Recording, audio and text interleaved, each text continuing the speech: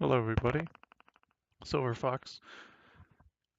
It's a compilation I made about the Chinese hyperinflation event. It's little known. It's not talked about too much. It's occurred between 1937 and 1949 and had a long history leading up to it, as most of these events do. It's not a singular event formed in time. It is a culmination of lots of different smaller events. So sit back and enjoy. So prior to 1927, the Chinese economy was largely a free market system. It existed in regional economies that were ruled over by a central governing authority localized to that region in the form of a warlord type situation. But the banking system was private. They competed with each other in between these regions, and they exchanged and accepted each other's notes. An important thing to note here is that these notes were redeemable by silver. It was the tradition, which is the traditional medium of exchange in China. So, as I said, these banks were privately run. They were self-regulating. If a specific bank debased its currency, people could leave that bank and go to another one. The benefits of this is free market exchange. There were checks on inflation and deflation through this, and individuals of means could open up their own banks. So if you were a wealthy person, you could open up a savings and loan style operation in which you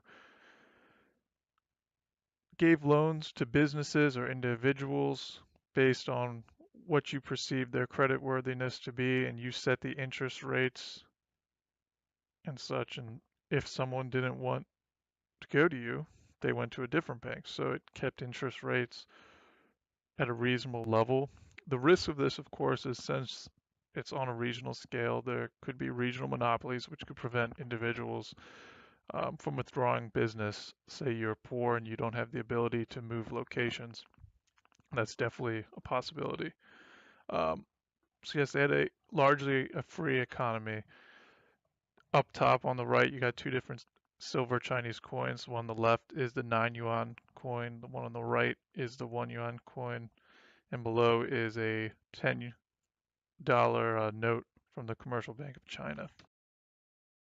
So 1927 in Nanking, Chiang Kaishek was brought to power of the Nationalist Party. He was a traditionalist Chinese leader. He wanted people to revert back to older culture, their older cultures, and he was high up in the Republic of China's military.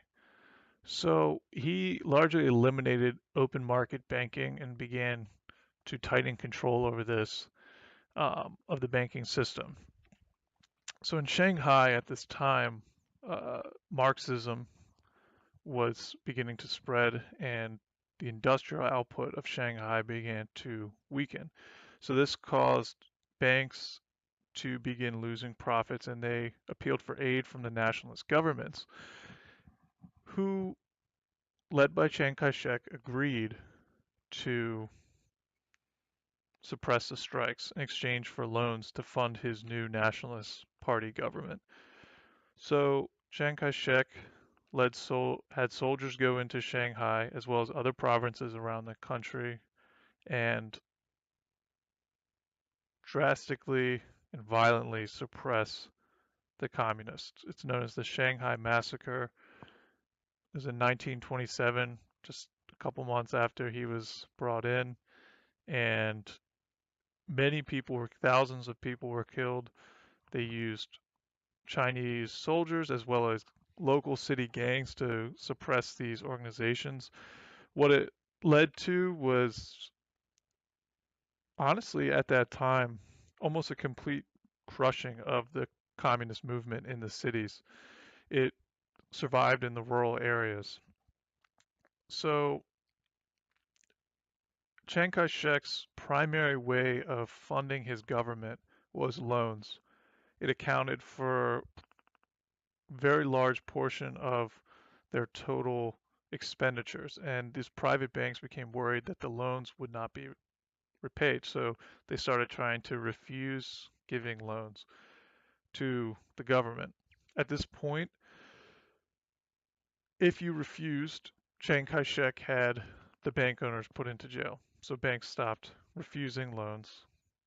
So in 1927 as well, Chiang Kai-shek's brother-in-law, T. Sung, formed the Central Bank of China, and this created a bond issuing department for the government in which, through promises of future taxes and relatively high interest rates, they promised they extracted money from national governments as well as their own citizens to then pay some of the debt to the banks. So it's basically debt paying off debt.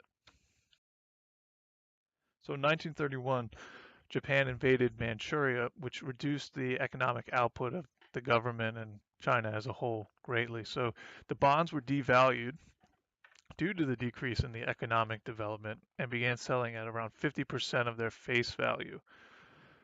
Shanghai banks, which owned between 50 and 80% of the debt, were not happy with this because all of a sudden their assets were much less valuable than they were before. So at this point, in order to appease these bankers, the director of the Chinese Central Bank appointed people who ran the private banks to symbolic roles within the government and the Chinese Central Bank. But they largely didn't have much power, but they were further enriched by these symbolic roles in the government, as well as nationalist officials gained seats on private bank boards, and this enriched both groups of people greatly and temporarily reduced the anxiety of the banks about the nationalist government situation. So, pretty much a form of cronyism took over in 1931. So in 1934, the United States passed the Silver Purchase Act, in which they remonetized silver and basically allowed the Treasury to purchase silver, and the silver price tripled globally. So this caused an outflow from the rural western regions of China to the eastern ports of China to the United States of the silver.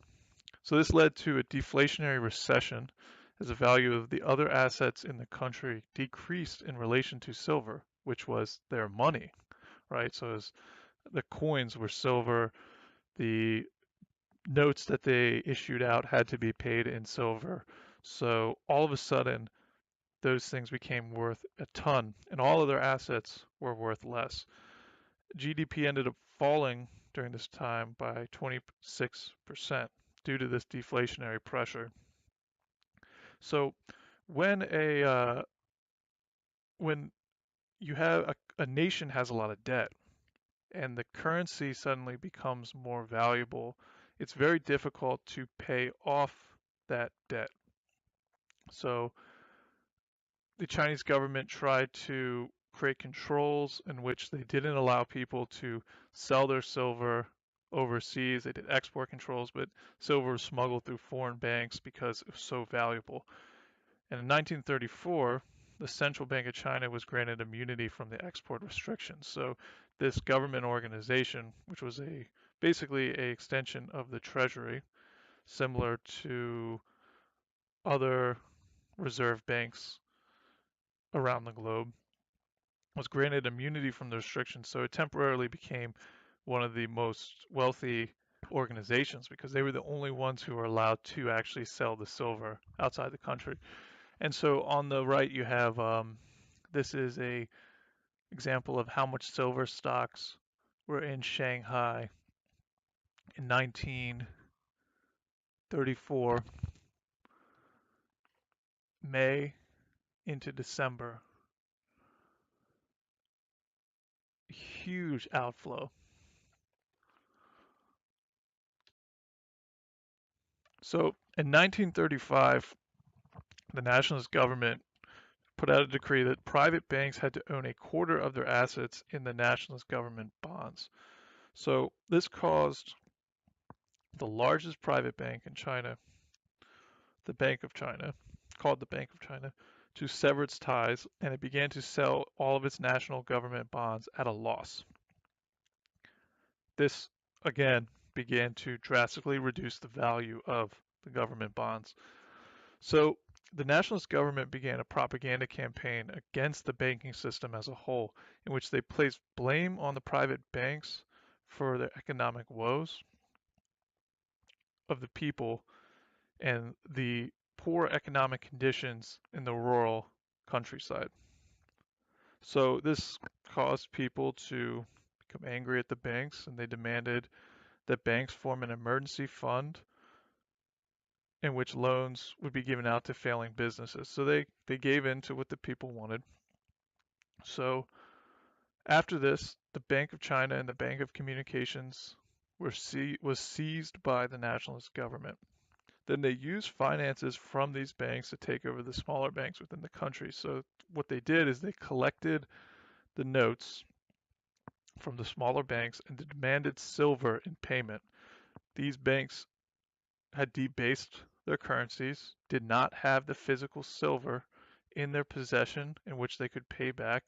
So at this point, the nationalist government would call the bank and determine it was insolvent and replace the owners with political appointees, all in the public interest, of course. But at this point, smuggling silver outside of China became punishable by death. So 1935 was also the introduction of the fiat system. So on November 3rd, after all the banks were taken over, the currency was taken off of the silver standard. This enabled the government to monetize their debt. Only notes issued by select banks were legal tender, and individual and institutional owners of silver were ordered to turn it in to the government within 6 months. International economists herald this as a step towards a modern banking system, but in reality, this helped pave way for the communist revolution. Due to what comes next. So between 1937 and 1949, there's massive monetary inflation. So keep in mind, since the invasion of Manchuria, in between that time and 1949, China was in a civil war as well as fighting the Japanese. Now, in 1936, Chiang Kaishek was kidnapped by communist leaders and forced to sign a peace treaty in which they agreed to fight a united front against the Japanese. And the war resumed after the Japanese were defeated.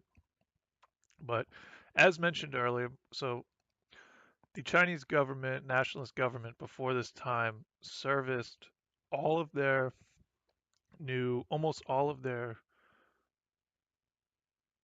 new payments in debt from private banks. With the introduction of the fiat system, almost all of their expenditures were paid for in new notes, 50 to 60%. It got so bad at one point that they couldn't print enough paper and it had to be flown in from England in order to make payments on things. So the Civil War resumed. And the communists ended up gaining massive support due to the deteriorating economic conditions of the country and a countryside which was largely left to its own devices and left out of any aid from the nationalist government. They focused 100% on the cities. So, since the communists had support of the countryside, the farming communities, they had a lot of strength. So, by 1949, the communists had won, The nationalists fled to Taiwan. The communists created a new yuan with a conversion rate of 3 million to 1, bringing the supply below 296 billion. But by 1949, they'd begun printing extremely fast to pay for expenditures, and there was 5 quadrillion 161 billion or trillion 240 million yuan in circulation by 1949. So over on the left you have the dates, how many yuan it took to get $1 for a couple of dates, and the price index, with 1937 being the base, and for each year, or for the years after, how much more things cost compared to that base. So what did we learn from this? So governments and currencies based on debt require continuous debasement in the value of the currency to continue paying off that debt. Debt-based currencies run counter to organic economics. Global events can have major effects on national economies, such as the US decision to start buying silver again, which disrupted the bond market in China, causing the value of their currency to go up, which made it difficult for them to pay off that debt. Regional unrest and national unrest in the form of Marxism at this time can lead to global consequences and should be taken seriously. Deflation can occur before inflation. Economic conditions aided the communist revolution in China. The communist revolution did not solve the underlying economic issues. That's an extremely important point when looking at any of the socialist revolutions that happened throughout the 20th century. They did not solve the underlying economic problems. So government intrusion into private markets worsened economic conditions in these countries. A couple of questions. The underlying cause of the economic conditions were civil unrest due to a global Marxist movement, banks requesting government aid, a government funding itself through incurring debt, changing global conditions making debt unserviceable. So what could the Chinese government have done different to enable adaptation to these changing conditions? Second question. What similarities does China's policy to end the silver standard correlate to the US ending the gold standard and convertibility in 1971? Do some aspects of our current economic condition mirror China's during this period? What global events could change the equation on US debt monetization? And thank you for watching. Like, subscribe. Have a great day.